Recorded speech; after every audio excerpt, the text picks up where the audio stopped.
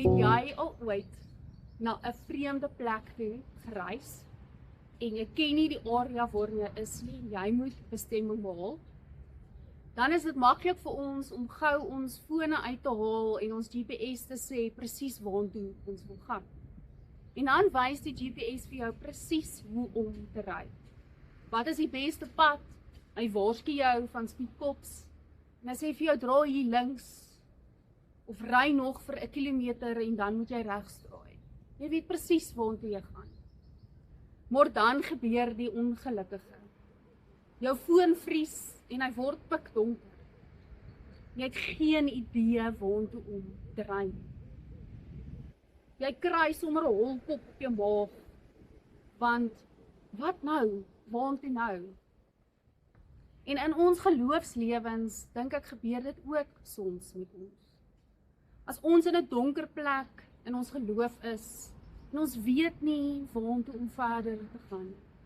Dis pikdonker om ons, en daar's geen wysings vir ons. Dan herinner dit vir my aan Psalm 119 vers 105, waar dit sê, U woord is vir ons soos 'n lig of lamp op 'n donker pad. Deur U woorde bepaal ek my lewe. Is dit nie wonderlik om weer vanoggend te hoor nie? Al voel dit pikdonker om jou.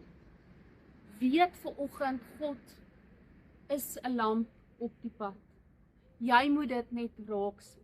Weet sy teenwoordigheid is elke oomblik by jou en hy sal jou altyd wys wat die volgende tree is. Maar dit is 'n liglamp.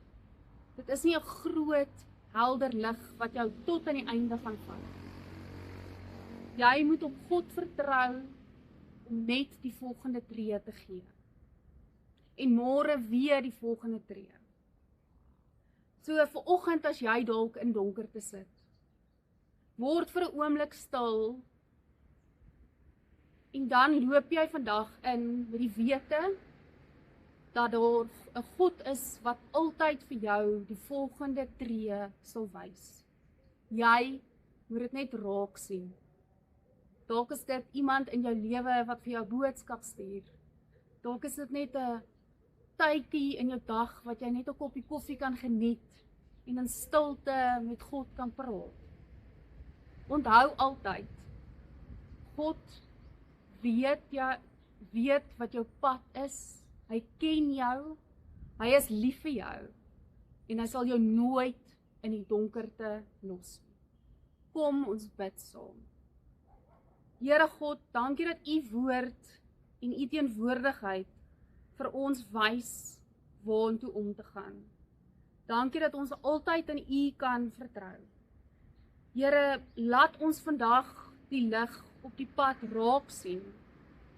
Ons weer opnuut U teenwoordigheid in ons lewens kan ervaar. Amen.